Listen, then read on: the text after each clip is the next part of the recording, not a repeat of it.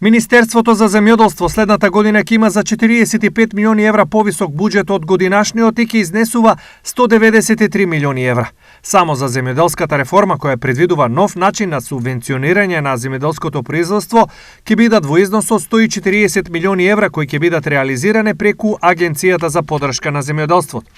Предлог буџетот за земјоделство за 2023 година се темели на неколку цели.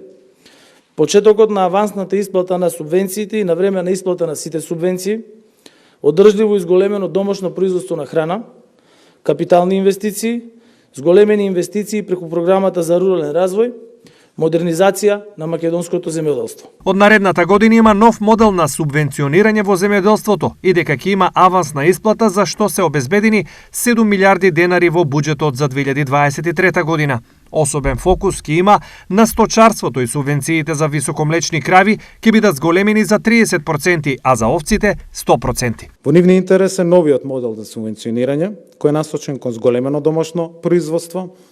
Фокусот е на договорното производство и кон вистинските земјоделци, кон оние кои што произведуваат.